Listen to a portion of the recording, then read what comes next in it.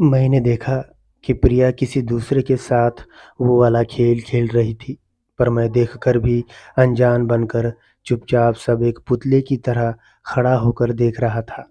जब अचानक से प्रिया ने मेरी तरफ देखा, तो फिर प्रिया ने मुझे वो सच बताया। उसे सुनकर मैं हक्का-बक्का रह गया। नमस्कार मेरे प्यारे दोस्तों, आज की और एक रोचक और इमोशनल कहानी में आप सभी का स्वागत है। ये कहानी में आपको बहुत मज़ा आने वाला है, तो कहानी पूरी ज़रूर सुनिएगा। आइए कहानी को शुरू करते हैं। मेरा नाम सुजीत है। मैं बहुत सीधा-साधा लड़का हूँ। मैं बहुत ही गरीब परिवार से ताल्लुक़ रखता हूँ। मेरे पिताजी ने बहुत मेहनत से मुझे 10वीं कक्षा तक पढ़ाया था। मेरे पिताजी मुझे और भी पढ़ाना चाहते थे, मगर गरीबी के कारण वो मुझे पढ़ा न सके। पर मैंने पिताजी के सामने कभी भी ये ज़ाहिर नहीं होने दिया कि उन्होंने मुझे कम पढ़ाया-लिखाया। काश मैं ज़्यादा पढ़ा-लिखा हुआ होता, तो अच्छी लाइफ़ जी सकता था। पर मैं मेरे परिवार के हालातों से वाकिफ़ था। मेरे घर में हम 3 ही आदमी थे, मैं, पिताजी और माँ। मेरी माँ और पिताजी ने मुझे बहुत ही मुश्किल से पाल-पोस कर बड़ा किया था। मेरे पिताजी से अब काम होना मुश्किल हो गया था, लेकिन मैं पिताजी से कहता था, "आप इतनी मेहनत क्यों करते हैं? मैं हूँ ना, मैं सब सँभाल लूँगा।" तभी पिताजी ने कहा, "बेटा, जब तुम्हारी शादी होगी, तब सब तुम्हें ही तो करना है। तब तक तुम ज़रा और घूमो-फिरो, बाद में ये पल नहीं मिलेंगे, समझे?" मेरे पिताजी हमाल काम किया करते थे। मैं रोज़ मेरे पिताजी का खाने का डिब्बा लेकर जाता था। मैं जिस रास्ते से जाता था, उस रास्ते पर एक खेत था, जहाँ पर एक लड़की रोज़ पानी भरने के लिए आती थी। उस खेत में एक पुराना कुआँ था। मैं उसे रोज़ चोरी-छुपे देख लिया करता था, जब वो पानी भरने के लिए आती थी। सवेरे का वक़्त था। जब मैं उठा, तब मेरी माँ ने कहा, "सुजीत बेटा उठो, दिन निकल आया है। तुम्हारे पिताजी कब से चले गए हैं काम पर। जल्दी से नहा लो और उनका खाने का डिब्बा लेकर जाओ।" माँ ने कहते ही मैं झट से उठकर नहाने चला गया। नहा धोकर तैयार हो गया और फिर माँ ने पिताजी का डिब्बा देते हुए कहा, "बेटा, घर में राशन नहीं है, तो तेरे पिताजी से पैसे लेकर राशन ले आना और हाँ, भूलना मत, समझा? चल जा, निकल जल्दी से, तेरे पिताजी खाने के डिब्बे का इंतज़ार कर रहे होंगे।" माँ ने ऐसा कहते ही मैं पिताजी का डिब्बा लेकर घर से निकल गया। मैं फ़िल्मों वाले गीत गुनगुनाते हुए रास्ते से जा रहा था। मैं इतना गीत गाने में गुम हो गया कि मैं कब उस खेत के पास आया मुझे पता ही नहीं था। तभी मुझे किसी के हँसने की आवाज़ आई, तो मैंने देखा कि वो वही लड़की थी जिसे मैं छुपकर देखा करता था। वो लड़की मुझे देखकर ज़ोर-ज़ोर से हँसने लगी थी, पर मैं उसकी हँसी को ही देख रहा था। शायद मेरी फटी हुई आवाज़ पर ही उसे हँसी आ रही थी। मैंने सोचा शायद उसे कुछ कहूँ कि तुम इतनी क्यों हँस पड़ी, तो वो कुछ गलत ना समझ ले। इसीलिए मैंने उसे बिना कुछ बोले ही आगे निकल गया। जैसे ही मैं पिताजी के काम पर पहुँचा, तो मेरे पिताजी मेरी राह ही देख रहे थे, क्योंकि उन्हें भूख लगी थी। पिताजी ने कहा, "बेटा सुजीत, ज़रा जल्दी आया करो। देखो, सारे काम वाले लोग खाना खाकर काम पर लौटे हैं और मैं तुम्हारा इंतज़ार करते हुए बैठा हूँ।" मैंने खाने का डिब्बा पिताजी के हाथ में देते हुए कहा, "पिताजी, राशन के लिए पैसे देने को कहा है माँ ने। घर जाते समय मुझे राशन लेकर जाना है।" पिताजी ने पैसे देते हुए कहा, "इधर-उधर मत भटकना, जल्दी से घर चले जाना।" मैंने कहा, "ठीक है पिताजी।"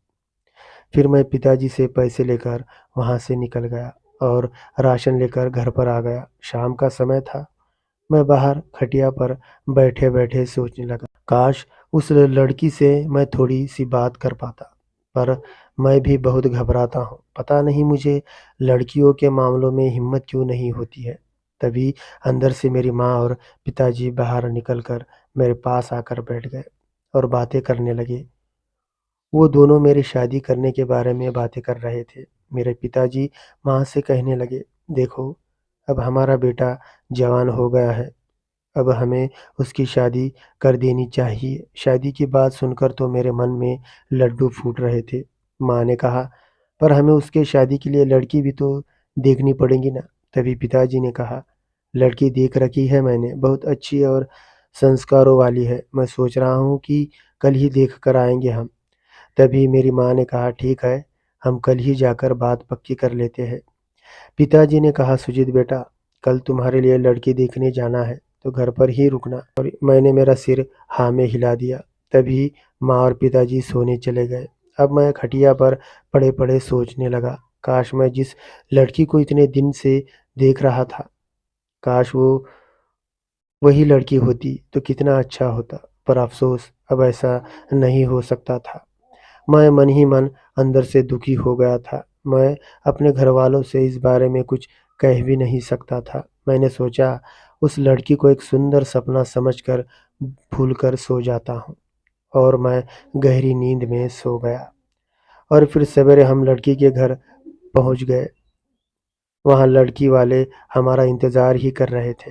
तभी लड़की की माँ ने हमें बैठने के लिए चादर बिछाई और मेरी तरफ देखकर मेरे माँ और पिताजी से कहने लगी, आपका बेटा तो बहुत अच्छा है। और और भी उन्होंने ढेर सारी बातें की। पर मेरी नज़र तो उस लड़की पर थी जिसे देखने के लिए मैं आया हुआ था। तभी मेरे पिताजी ने कहा, अब जल्दी से हमारे होने वाले बहू को बुलवाइए। और फिर थोड़ी ही देर में वो लड़की हमें चाय लेकर आई। पर मैंने अपनी नज़रें शर्मा कर नीचे कर ली थी। तभी पिताजी ने कहा, अरे शर्मा क्यों रहा है, एक बार देख भी तो ले। तभी मैंने देखा तो मैं हैरान रह गया, क्योंकि वो वही लड़की थी जिसे मैं हर रोज़ चोरी छुपे देखा करता था। तभी उसे देखकर मेरे चेहरे पर हंसी आ गई। मेरी हंसी को देखकर पिताजी समझ गए कि मुझे लड़की पसंद है। मेरे पिताजी ने कहा, बेटा, क्या तुम्हें लड़की पसंद है? मैंने हंसकर हाँ कर दी। सब बातें पूरी हो गई। फिर लड़की ने हाँ कर दी, क्योंकि लड़की को मैं भी पसंद आ गया था।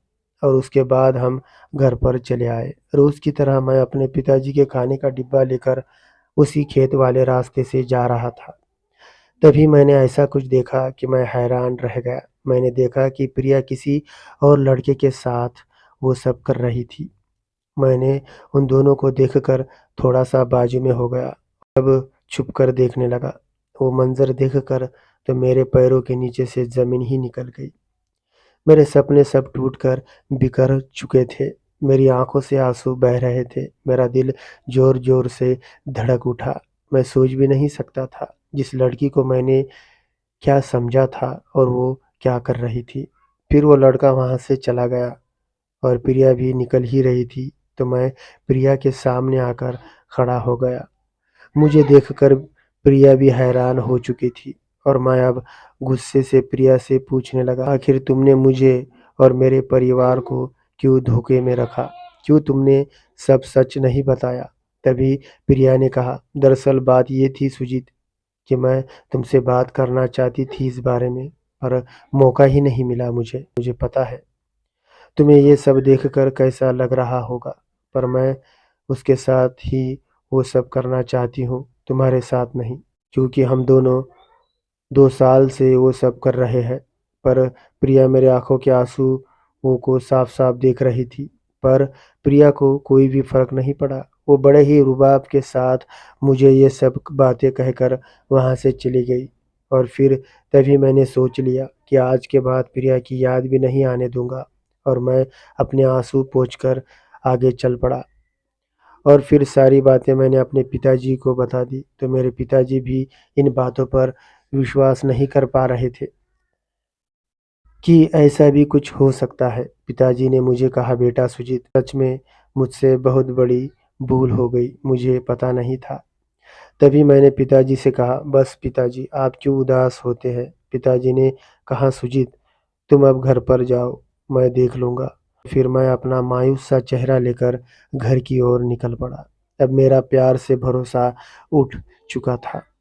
जिस प्रिया के साथ मैं वो करने के सपने देखता था, लेकिन प्रिया पहले से ही किसी और के साथ वो सब कुछ 2 सालों से कर रही थी। पर मैं बस प्रिया के सपने ही देखता रह गया।